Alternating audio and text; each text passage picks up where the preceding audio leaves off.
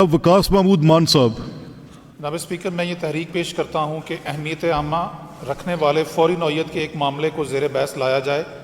मामला ये है कि हल्का PP 142 शेखुपुरा के कस्बा फ़िरोज़ वटवा की आबादी के दरमियान में से एक नाला है जो कब्रिस्तान के दरमियान से गुज़रता है।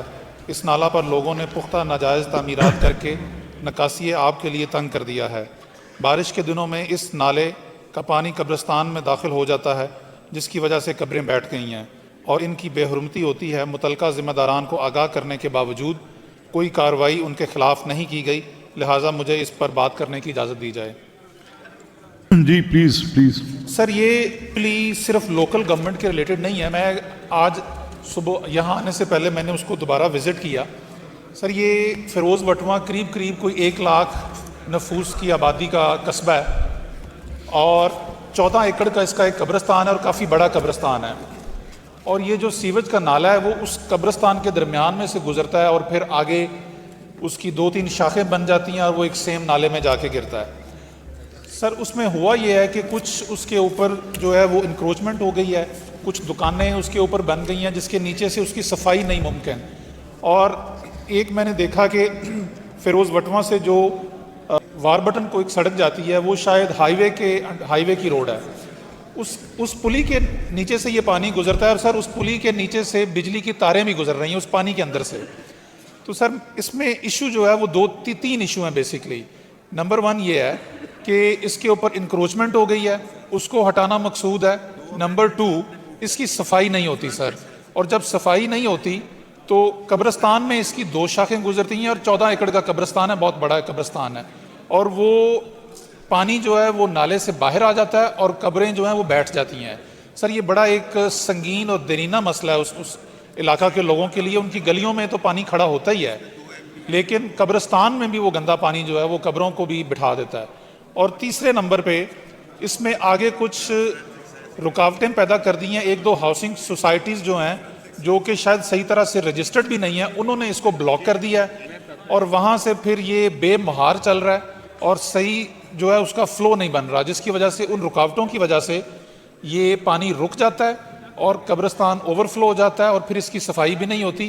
तो इसमें एक तो इसकी रेगुलर सफाई की ज़रूरत है, इससे इंक्रोचमेंट ख़त्म करने की ज़रूरत है, और नंबर 3 जो फ़िरोज़ वटवा से वारबटन रोड जाती है वहाँ पे एक नई पुली बनने की ज़रूरत है कि वहाँ से इसका फ़्लो बेहतर हो सके, ये डायरेक्ट जा सके, क्योंकि इसमें बहुत जिगजैग बने हुए हैं और बहुत सारी जगहों पे ये कच्चा है एक्चुअली और इसको पक्का बनाने की ज़रूरत है। तो ये सर इसमें ये सिर्फ लोकल गवर्नमेंट का मेरे ख्याल में इशू नहीं है। ये वो जो पुली बननी है उस सड़क के ऊपर, वो हाईवे की रोड है, वो शायद वो लोकल गवर्नमेंट वाले, क्योंकि अहले इलाका DC शेखुपुरा को इस पर एप्लीकेशन दे चुके हैं और जो लोकल CO हैं ज़िला काउंसिल शेखुपुरा, उनके पास भी इसकी एप्लीकेशन पड़ी हुई है। लेकिन उनका ये मानना है कि ये पुली हम नहीं बना सकते, ये हाईवे वाले बनाएंगे। और ये शेखुपुरा और ननकाना का बॉर्डर भी है, इसमें थोड़ा हिस्सा डिस्ट्रिक्ट शेखुपुरा का है, थोड़ा डिस्ट्रिक्ट शेखुपुरा का है।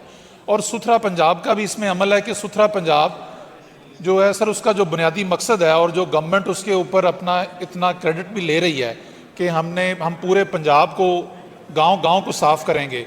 तो ये सर मैं ये आपसे एक्सपेक्ट करूँगा कि ये तकरीबन 1 लाख आबादी का ये कस्बा है और मेजॉरिटी सड़कें इसकी कच्ची हैं और ये नाला कच्चा है और कब्रिस्तान 14 एकड़ के कब्रिस्तान के अंदर से गुजरता है और पूरा कब्रिस्तान जो है वो जोहड़ बन जाता है। तो इसके ऊपर जो है मेरा ख्याल है मैंने बड़ा एक्सप्लेन कर दिया। इसके ऊपर आपकी जो है वो महकमा मिनिस्टर कम्युनिकेशन एंड वर्क्स भी बैठे हुए हैं। आप ये कह रहे हैं कि जो इससे कब्रों की बेहरमती हो रही है? यस सर, मैं कह रहा हूँ कि सर जब ख़ास तौर पे जब बारिश का मौसम आता है, जब बारिशें ज़्यादा होती हैं तो आगे क्योंकि नाले में रुकावटें हैं और नाला कई जगहों से कच्चा है और 1-2 हाउसिंग सोसाइटीज़ ने उसका रास्ता भी बंद कर दिया है, उसकी वजह से सर जब वो आगे से पानी का फ़्लो ज़्यादा होता है तो वो पीछे से वो कब्रिस्तान के अंदर फैल जाता है, पानी वो बाहर निकल आता है। और क्योंकि वो कुछ जगहों से वैसे ही कच्चा है, सारा वो पक्का भी नहीं बना हुआ, और उसके 2-3 सलूशन हो सकते हैं जो मैं बता रहा हूँ। एक कि उसमें जो जिग-जैग कई बने हुए हैं उनको जो है वो ख़त्म करके उसके फ़्लो को बेहतर करने के लिए एक रोड को जहाँ से वो क्रॉस करता है ना सर, मेन रोड को, वहाँ से उसका कुछ वाया भी ख़त्म किया जा सकता है। असल में हुआ क्या कि कुछ कब्ज़ा माफिया जो हैं वहाँ पे उन्होंने कब्ज़ा कर लिया और उसकी वजह से वो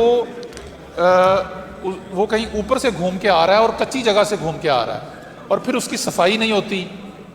तो एक वहाँ पे वो हमें वो हाईवे की जो वो रोड है उस पे एक पुली बने ताकि उसका फ्लो बेहतर हो सके, वो खुली जगह हो, वहाँ पे पक्का नाला बने और ये तकरीबन कोई 3-4 किलोमीटर का टोटल। जी मान साहब ठीक है, मैं मिनिस्टर फॉर CNW आपके भी ये रिलेटेड है मैटर।